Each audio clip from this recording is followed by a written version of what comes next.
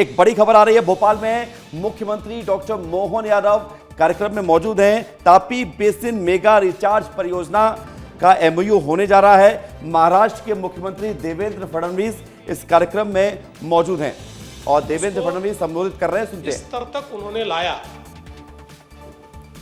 जैसा बताया गया कि ये जो तापी मेगा रिचार्ज है ये दुनिया का एक अजूबा है, क्योंकि एल्यूवियम फॉल्ट के कारण जो बजाटा जोन तैयार हुआ है वो फॉल्ट तापी नदी के पैरेलली पूरा जाता है और उसके कारण एक रिचार्ज की क्षमता ये निर्माण हुई है। और हम लोगों ने जब साइट पर जाकर देखा था तो ऐसा ध्यान में आता है कि मानो कोई गुप्त नदी बहकर आती है और वो पानी कुएं में जाता है और लगातार 24 घंटे पानी जाने के बावजूद भी कुएं की लेवल नहीं बढ़ती। इतना पानी उसको शोषने की ताकत ये सारे फॉल्ट के अंदर है। तो इसी के चलते इस परियोजना के कारण मध्य प्रदेश को और महाराष्ट्र दोनों को बड़ा फायदा होने वाला है। करीब 1,31,000 हेक्टेयर जमीन मध्य प्रदेश की और 2,30,000 हेक्टेयर जमीन ये महाराष्ट्र की सिंचाई के तहत आने वाली है। और महाराष्ट्र के लिए तो इसलिए भी ये जरूरी है कि महाराष्ट्र में जहां पर सॉल्ट वाटर है, जहां पर खारा पानी है और खारे पानी के कारण पीने के पानी की भी जहां समस्या है और खेती को भी जो पानी यूज नहीं होता, ऐसा अकोला जिला, बुल्ढाना जिला और अमरावती जिला, ये 3 जिलों का ये पूरा जो सॉल्टी वाटर का खारे पानी का जो बेल्ट है, उस बेल्ट का पूरा एक प्रकार से कंपोजिशन बदलने वाला है और यहाँ पर लोगों को बहुत बड़ी राहत मिलने वाली है। तो मैं ऐसा मानता हूँ कि दोनों राज्यों के लिए एक बहुत बड़ी इस प्रकार की योजना, जिससे किसानों का भी जीवन बदलेगा और साथ साथ जो पीने के पानी है उसके साथ साथ इंडस्ट्री का पानी है, तो एक प्रकार से पूरी अर्थव्यवस्था को बदलने वाला ऐसा ये अंतर्राज्यीय हम लोगों ने प्रोजेक्ट साइन किया है। और अब इसको, चूंकि पिछले समय ही मोदी जी की सरकार में हमने दोनों राज्यों ने मिलकर इसको सेंट्रल स्कीम के रूप में लिया जाए, ऐसा निवेदन किया था जब उमा भारती जी थी उस समय। तो अब हम दोनों मुख्यमंत्री केंद्र सरकार के पास जाएंगे और उनको ये निवेदन करेंगे कि केन बेतवा की तर्ज पर इसको भी अंतर्राज्यीय परियोजना के तहत जो केंद्र सरकार की मदद है, उस मदद के फॉर्मूले के तहत इसको भी लिया जाए। और हम दोनों को ये विश्वास है कि केंद्र सरकार हमारी बात को मानेंगे और एक बहुत ही नायाब इस प्रकार की परियोजना, जिसको विश्व का एक आश्चर्य कह सकते हैं, विश्व की सबसे बड़ी रिचार्ज स्कीम, ये आज हम लोगों ने साइन की है।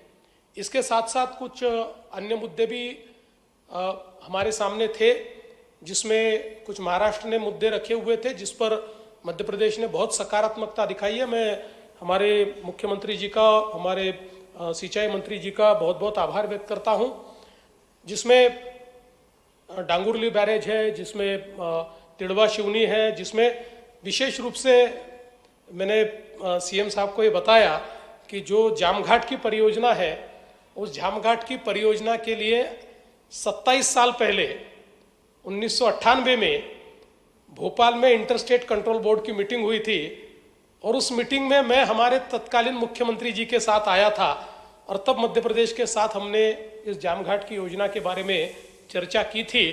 लेकिन मैं आपका आभार व्यक्त करता हूं कि 27 साल बाद आप मुख्यमंत्री बने और अब इसके ऊपर हम लोगों ने ऐसा सॉल्यूशन निकाला कि जिससे अभी उसके ऊपर वर्किंग चल रहा है, लेकिन हमने इन प्रिंसिपल उसको एग्री किया, जिसके कारण मध्य प्रदेश का भी फायदा होगा और महाराष्ट्र का भी फायदा होगा। और विशेष रूप से जो 10 टीएमसी पानी है, ये नागपुर शहर के पीने का पानी इस दृष्टि से महाराष्ट्र को मिला हुआ है। तो जो जल बंटवारा है उसके तहत तो मुझे लगता है कि नागपुर शहर के लिए भी अगले 30, 35, 40 सालों का पानी ये इस योजना के कारण हमको मिलने वाला है। तो मैं मुख्यमंत्री जी का बहुत बहुत आभार व्यक्त करता हूँ। पहले तो इतने सालों के बाद ये मीटिंग ऑर्गेनाइज हुई, उसके लिए आभार व्यक्त करता हूँ। और एक बहुत ही पॉजिटिव, एक बहुत ही सकारात्मक इस प्रकार से ये मीटिंग में हम लोगों ने निर्णय किए हैं। और ये भी तय किया है कि अक्टूबर में हम वापस स्टेट कंट्रोल बोर्ड की मीटिंग लेंगे। अब 25 साल लगने की ज़रूरत नहीं है, अब जल्दी जल्दी मीटिंग करके, चूँकि मोदी जी की सरकार में केंद्र सरकार ने इंटरस्टेट प्रोजेक्ट्स को बहुत अहमियत दी है, तो उस अहमियत के तहत अब जितने इंटरस्टेट प्रोजेक्ट्स हैं उसको पैसा भी केंद्र सरकार दे रही है। तो इससे दोनों राज्यों के किसानों को और नागरिकों को फायदा होगा। इसलिए अक्टूबर में हम फिर एक बार हमारे इंटरस्टेट कंट्रोल बोर्ड की मीटिंग करेंगे और उसके माध्यम से निश्चित रूप से हम लोग इसको आगे ले जाने की कोशिश करेंगे। आज चर्चा के दरमियान हमारे आदरणीय मुख्यमंत्री जी ने महाराष्ट्र और मध्य प्रदेश का किन किन क्षेत्रों में हम लोग एक साथ आकर काम कर सकते हैं, एक दूसरे को मदद कर सकते हैं, किन क्षेत्रों में एक दूसरे को हम लोग एक प्रकार से फ़ायदा कर सकते हैं, ऐसी कई चीज़ें उन्होंने मेरे सामने रखी जो मैं ऐसा मानता हूँ कि बहुत ही स्वागत योग्य है। और मैं उनको भी आश्वस्त करना चाहता हूँ कि महाराष्ट्र और मध्य प्रदेश ये तो बिल्कुल हम भाई समान है। और हमारा तो जो पूर्व विदर्भ है ये तो मध्य प्रदेश का हिस्सा रहा है। मैं तो नागपुर से आता हूँ, नागपुर तो मध्य प्रदेश की राजधानी रह चुकी है। तो आपके साथ तो हमारा बहुत पुराना रिश्ता है, एक दिल का रिश्ता है। तो उसको फिर एक बार हम लोग निश्चित रूप से आगे बढ़ाएंगे और अलग अलग क्षेत्रों में हम लोग जो कोऑपरेशन करें, इस प्रकार का एक जो विषय आपने सामने लाया है वो बहुत ही स्वागत योग्य है। उसको निश्चित रूप से हम आगे ले जाएंगे। मैं फिर एक बार महाराष्ट्र सरकार की ओर से हमारे मध्य प्रदेश के यशस्वी मुख्यमंत्री जी का, जल संसाधन मंत्री जी का और साथ साथ जो पूरी अधिकारियों की टीम है उन सभी का बहुत बहुत आभार व्यक्त करता हूं और अपने शब्दों को विराम देता हूं। धन्यवाद। जय हिंद। बहुत बहुत धन्यवाद माननीय मुख्यमंत्री महाराष्ट्र श्री देवेंद्र फडणवीस जी, आपके उद्गार वचनों के लिए। और जिस प्रकार से हम सभी को ज्ञात है, यशस्वी प्रधानमंत्री जी श्री नरेंद्र मोदी जी के नेतृत्व में मध्य प्रदेश जल के इष्टतम उपयोग के क्षेत्र में नए आयाम स्थापित कर रहा है। और प्रधानमंत्री जी के मार्गदर्शन में माननीय मुख्यमंत्री जी के भागीरथी प्रयासों से मध्य प्रदेश जल समृद्ध प्रदेश बनता जा रहा है। और जो कि जन संकल्पित है प्राकृतिक संरक्षण के साथ साथ गौरवशाली संस्कृति को सहेजने के लिए, और जिनको महाकाल बाबा का विशेष आशीर्वाद प्राप्त है। आइए जोरदार तालियों के साथ हम आमंत्रित करते हैं हमारे यशस्वी मुख्यमंत्री जी डॉक्टर मोहन यादव जी को कि वे हम सभी को अपनी अमृत वाणी से संबोधित करें। आज के इस कार्यक्रम में हमारे बीच यशस्वी महाराष्ट्र प्रांत के माननीय मुख्यमंत्री श्रीमान देवेंद्र फडणवीस जी, हमारे इसी मंच पर विराजमान महाराष्ट्र प्रांत के ही जल संसाधन मंत्री माननीय गिरीश महाजन जी, हमारे सांसद और भाजपा के अध्यक्ष माननीय श्रीमान विष्णुदत्त शर्मा जी, माननीय मंत्री कुंवर विजय शाह जी, माननीय मंत्री जल संसाधन श्रीमान तुलसीराम सिलावट जी, इस अवसर पर जिनके क्षेत्र को लाभ मिलने वाला माननीय विधायक पूर्व मंत्री श्रीमान अर्चना चिटनीस जी, इस अवसर पर मौजूद आप सब। वैसे मेरे पास बताने के लिए अब ज़्यादा नहीं है, लेकिन हमारे देवेंद्र जी ने सारी बातें अपनी सारी एक एक करके अपने बीच में, आज का दिन एक तरह से हमारे महाराष्ट्र प्रांत के साथ एक नए अध्याय की शुरुआत होगी। ये ज़रूर मैं एक सौगात के लिए उनको धन्यवाद भी देना चाहूँगा। उनका भी मन में कष्ट या थोड़ा एक दर्द था कि जब मैं महापौर था तब से मैं इस पर प्रयासरत था 28 साल पहले से कि काश ये योजना फलीभूत हो जाए। हमने कहा सरकार आपकी मुख्यमंत्री बनने का इंतज़ार कर रही थी, जब आप फुल फ्लेज मुख्यमंत्री बनोगे तो ये हमको लाभ मिलेगा। परमात्मा की दया से आप मुख्यमंत्री बन के आए और हमारे लिए ये यशस्वी प्रधानमंत्री का ये और आनंद की बात है। सोने पे सुहागा इस नाते से माने कि जब आप उस समय अगर करवा लेते या महाराष्ट्र और मध्य प्रदेश का समझौता होता तो सारा खर्चा आपको वहन करना होता।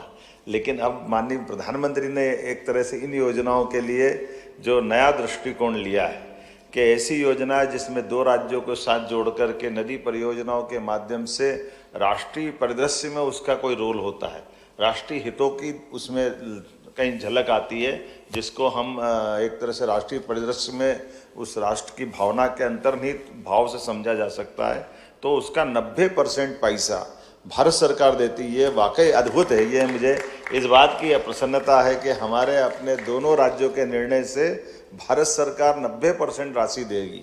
अब ये भले 70,000 लगे, 1 लाख करोड़ लगे, मैं ये एक तरह से यशस्वी प्रधानमंत्री को धन्यवाद देना चाहूँगा जिन्होंने इस प्रकार की योजनाओं को प्रोत्साहन दिया। और मैं और भाग्यशाली हूँ जब आपसे इस तरह से गोदावरी की बात कर रहा हूँ, तो गोदावरी से या ताप्ती से हमारा महाराष्ट्र का अलग प्रकार का संबंध है। ताप्ती मैया भी उसी प्रकार से जैसे नर्मदा मैया है, वैसे तो मध्य प्रदेश नदियों का मायका है। 247 से ज़्यादा नदियाँ हमारे मध्य प्रदेश से बहती हैं।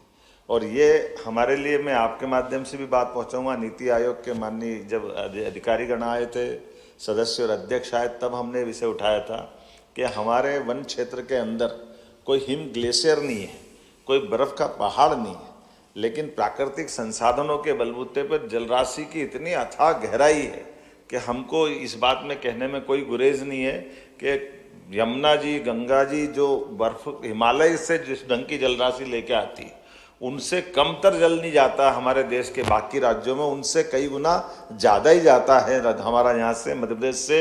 वो जलराशि केवल हमारे वनांचल, हमारे पहाड़ी प्राकृतिक इस प्रकार के संसाधनों के बलबूते पर। तो जब हम अपनी बात जलराशि की बात करते हैं तो कई अर्थों में वन संरक्षण को लेकर के राष्ट्रीय परिदृश्य में बाकी राज्यों की भूमिका भी देखते हैं।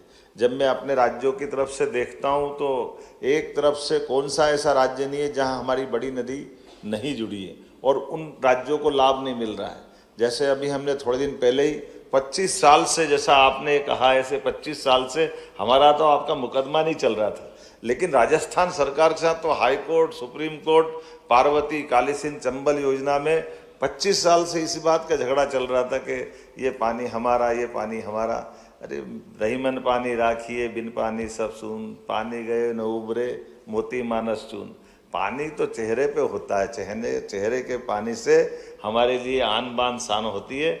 हमारे लिए सौभाग्य की बात है, राजस्थान भी हमारा, मध्य प्रदेश भी हमारा, और हमारा एक बहुत बड़ा परियोजना का 70,000 करोड़ का पार्वती, काली सिंध, चंबल योजना के माध्यम से, जिसके कारण से हमारा पूरा चंबल का श्योपुर, मुरैना, ग्वालियर, शिवपुरी, गुना, राजगढ़, शाजापुर, देवास, इंदौर, उज्जैन और मंदसौर, नीमच तक रतलाम के साथ उसका लाभ मिलेगा, जिसमें पीने का पानी, औद्योगिकरण के लिए, सिंचाई के लिए, सब प्रकार के, और साथ में बिजली के लिए भी हमारे लिए वो जलराशि का बहुत अच्छा समझौता हुआ, जिसमें माननीय प्रधानमंत्री जी जयपुर से जुड़े।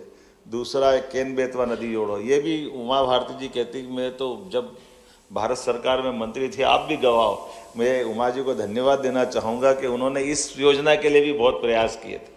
अर्चना जी बता रही थी, उमा जी दिल्ली, यहाँ वहाँ सब ताप्ती पे ये काम होना चाहिए, लेकिन वो विषय नहीं हो पाया।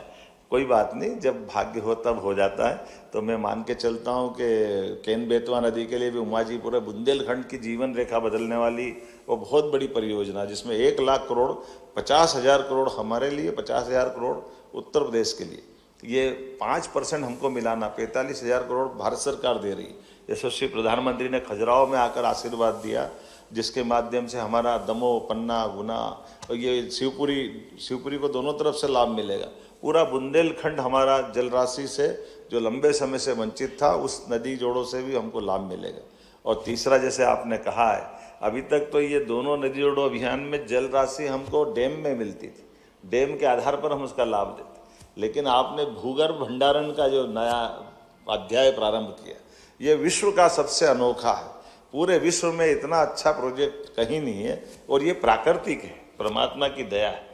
और ऐसे में जहां आपने बताया हमारा बुल्ढाना, अमरावती, ये बिल्कुल लगा हुआ पूरा कोला, और ऐसे हमारा अगर अपन कल्पना करें तो ये दीदी का हमारा खंडवा, बुरहानपुर, ये पूरा बेल्ट वास्तव में पानी 800 से 1000 फीट नीचे चला गया। हमारा केले से लेकर सभी प्रकार की फसलें हैं, लेकिन ये जो जल के कारण से कष्ट बढ़ा है, ये पूरा निमाड़ का ऊपर वाला अंचल, अब निमाड़ का जलराशि जहाँ तक नर्मदा पहुँच गई वहाँ तक पहुँचा है, लेकिन अब आखिरी तक तो नर्मदा को पहुँचा नहीं सकते। तो कई लोगों को बहुत कष्ट था। मुझे इस बात की प्रसन्नता है कि हमारे भविष्य की दृष्टि से ये पूरे निमाड़ के लिए भी जीवन रेखा का काम करेगा। ये एक बहुत बड़ा एक तरह से ये जो बजाड़ा जोन क्षेत्र में जो जल संग्रहण किया जाना, ये वाकई अद्भुत रहेगा, जिसमें न केवल भूजल रिचार्ज और सिंचाई की सुविधा का विस्तार होगा, बल्कि हमारे बुरहानपुर जिले के बुरहानपुर, नेपानगर, खकनार, खंडवा जिले की खालवा तहसील में भूजल की स्थिति में सुधार होगा, बल्कि मध्य प्रदेश की 1,23,082 हेक्टर और आपने उल्लेख किया महाराष्ट्र की 2,37,706 हेक्टर में सिंचाई और भंडारण की और तमाम प्रकार के लाभ मिलेंगे। हम सब आज के इस MOU के अवसर पर आपका स्वागत करते हैं, अभिनंदन करते हैं और ऐसा सुबह से शीघ्रम आप ऐसे जल्दी जल्दी आते रहो, हमको बहुत सारे लाभ मिलते रहें। मैं आपका पुनः वंदन करता हूँ, अभिनंदन करता हूँ। आज के इस अवसर पर मैंने कुछ और विषय निकाले थे राज्यों को जोड़ करके, उन विषयों पे भी आपने अपनी स्वीकृति दी, सहमति दी।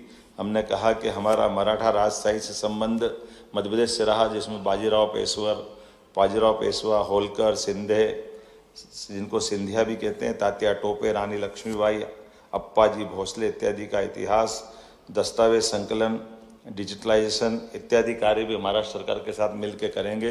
तो ये हमारा गौरवशाली अतीत का वो काल, जिस काल के आधार पर हम अपने कई प्रकार के उस स्वर्णिम पृष्ठ को सामने ला सकेंगे। मोड़ी लिपि के पांडुलिपियों के संरक्षण करने, उनके प्रकाशन में भी दोनों राज्यों की सहभागिता हो सकती है। अभी तक मध्य प्रदेश में मोड़ी लिपि के लगभग 21 लाख दस्तावेजों को हमने संरक्षित किया है। आपके माध्यम से इसमें हम और काफ़ी काम कर सकते हैं। मध्य प्रदेश फार्मास्यूटिकल्स, टेक्सटाइल, कृषि उत्पाद इत्यादि का महाराष्ट्र के विभिन्न बंदरगाहों के माध्यम से हमारा जो निर्यात प्रभावी मात्रा में होता है, महाराष्ट्र के विभिन्न बंदरगाहों में से एक डेडिकेटेड निर्यात की सुविधा का प्रकोष्ठ बनाने की संभावना पे भी हम आपके साथ काम करेंगे। आपने उसकी स्वीकृति दी है। मध्य प्रदेश के जबलपुर से महाराष्ट्र के नागपुर के मध्य एक डेडिकेटेड फ्रेट कॉरिडोर बनाने के माध्यम से मध्य भारत में माल परिवहन, भाड़ा, समय और लागत में अत्यधिक बचत होगी। इस हेतु नागपुर के मल्टी मॉडल लॉजिस्टिक पार्क को भी इस कॉरिडोर से जोड़ने में अत्यधिक लाभ होगा, मैं मान के चलता हूँ। आपने स्वीकृति दी है। मध्य प्रदेश के दोनों ज्योतिर्लिंग महाकालेश्वर और ओंकारेश्वर को महाराष्ट्र के ज्योतिर्लिंग त्र्यंबकेश्वर, भीमाशंकर और घृष्णेश्वर से जोड़ा जा करके एक धार्मिक पर्यटन का सर्किट बनाएंगे, जिसमें ये पांचों ज्योतिर्लिंग के लिए देव दर्शन करने के साथ धार्मिक पर्यटन में भी हमको बड़ा इस एक तरह से लाभ मिलेगा। मध्य प्रदेश के बुरहानपुर के केला महोत्सव, रत्नागिरी का आम महोत्सव, हमारी दीदी भी बैठी है और ये हमारे फलों के उत्पादन के साथ हमारी ये जो एक तरह से बागवानी वाले क्षेत्र में आपस में परस्पर काफ़ी लाभ मिल सकता है। देवी अहिल्याबाई के सांस्कृतिक, धार्मिक, प्रशासनिक अवदानों को माध्यम से यथा नृत्य नाटिका, film, light and sound show, projection mapping इत्यादि के साथ साथ दोनों प्रदेशों के प्रमुख शहरों में आपस में साझा करके हमारी उस गौरवशाली अतीत की विरासत को मैं आपको धन्यवाद देना चाहूँगा। आपने महारानी अहिल्याबाई के लिए हम अपना कैबिनेट इस साल 20 मई को इंदौर राजवाड़ा